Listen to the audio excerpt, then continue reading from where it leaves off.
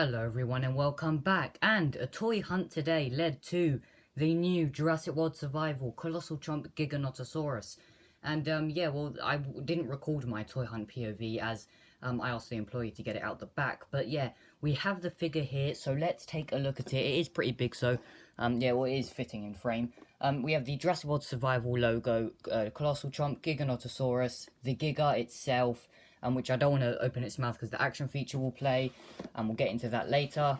And then the back of the box we can see is just the Giganotosaurus, control the attack, biggest chomp ever, and we can see here the new Tyrannosaurus Rex as well, which should be coming soon.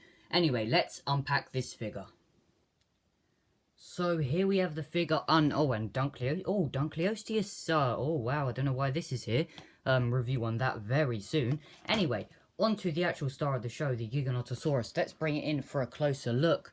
So we'll start with the sculpt obviously first. So we can see the head looks absolutely stunning, to be honest. I think the head looks amazing. It looks kind of paleo accurate as well. It's like the Dominion Giga, but more but better. The neck as well. Opening it up.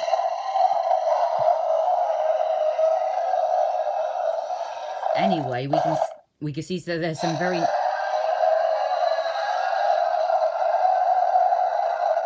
very nice detail.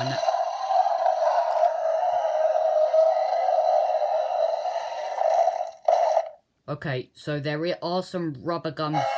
These are rubber gums right here, so I really like the addition of that. It's like the it's not just on Hammond collection figures.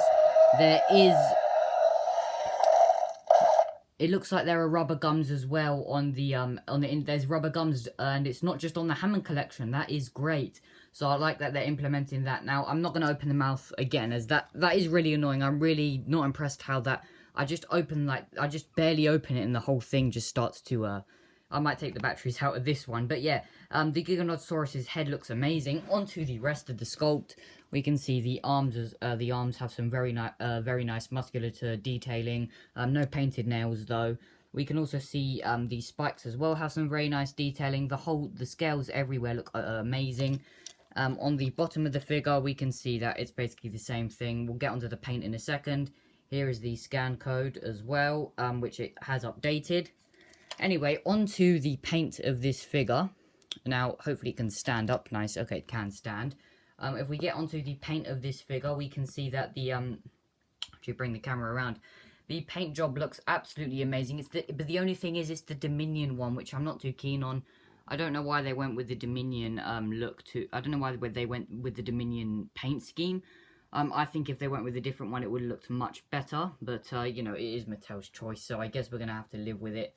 Putting the Giganotosaurus in frame here, we can see that there also are these spikes as well, which I'm not too keen on the spikes, because Mattel, you can't, just because it's, you know, it's an exaggerated mutant line, just because it's the Jurassic World Survival toy line, it doesn't mean we have to add spikes on every single figure we get.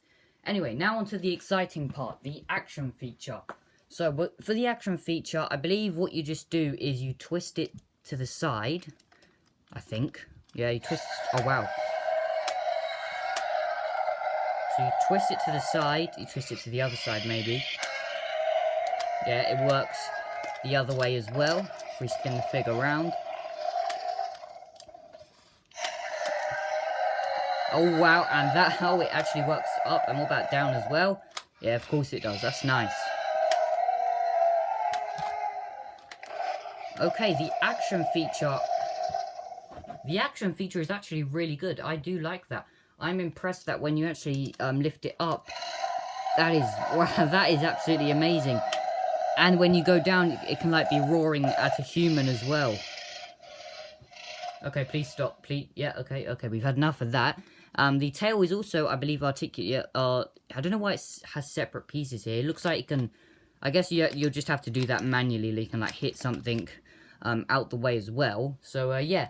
Overall, I think that action feature was really good. That was actually an amazing action feature.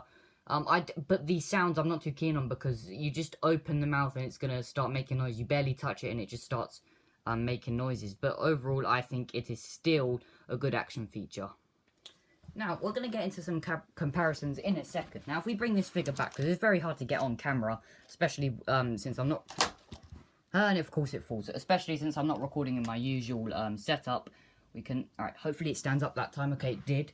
Position the camera to get a nice shot of the Giga. We want it nice and centered. There we go. So, Giganotosaurus, we can see, it looks absolutely beautiful. Sculpt, I'd probably give a 9 out of 10 so far. Not too keen on the spikes. Paint scheme is lovely, but I don't know why it had to be the Dominion one. Claws are painted. Anyway, getting into some comparisons. Dunkleosteus is still in the box. It is very small. Now, when I did see this in the store, or when I did see this in the store when I got it, it just, I don't know, it just seemed very small for the price point. 55 pounds, Great British pounds. And normally, you know, these figures are supposed to... The Tail Thrasher Spinosaurus is massive compared to the Giganotosaurus, so I think that maybe it needs to be a bit bigger, or the price needs to be lowered, as it just falls as it is shameful of the price. Anyway, moving the Dunkleosteus off the screen, we will get into some comparisons now.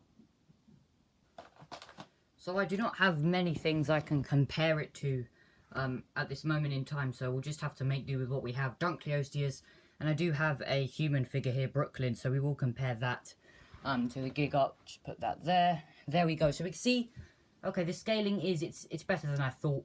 Maybe it's just me because I don't have the Tail Thrasher Spinosaurus or the D-Rex to compare it to at the moment. I don't know, it just seems smaller to me. But anyway, we will test the action feature on Brooklyn, of course. I mean, you know, of course I will. First, I just want to test something real quick. Okay, yeah, you can stick... Alright, anyway, we'll move the Dunkleosteus for another video, which should release soon. Anyway, let's test the action feature on Brooklyn. So we'll sit her down right here. Is that on camera? Yes, it is. You know, we've got to test the action feature, see if it works on a human. So, first, let's see if we can pick her up. Okay, close.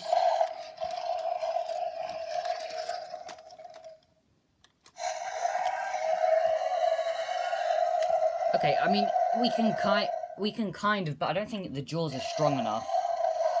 Okay, they are, actually, yes. Okay, the jaws are strong enough to keep her there. Please don't make a noise when I take it out.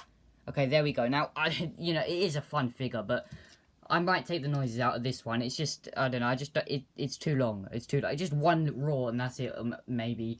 But anyway, it's okay, I guess. I'm gonna take that electronics out very soon.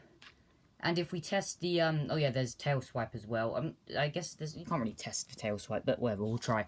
If we, can't even get it on frame, let's move Brooklyn there. Let's test this, tail swipe thing. So if I could probably just, let's see. Nope. Oh yeah, okay. It actually, okay, the tail swipe does work. Anyway, let's wrap up this review. So, overall, what do I think of the new Colossal Chomp Giganotosaurus? I think it is a great figure. It's very enjoyable, but I do think it is lacking in sculpt, mainly to do with these spikes, and it's kind of just the Dominion Giganotosaurus, but slightly changed. But still, a very fun figure, which I definitely recommend. Thank you guys for watching. I'll see you in the next one. Peace.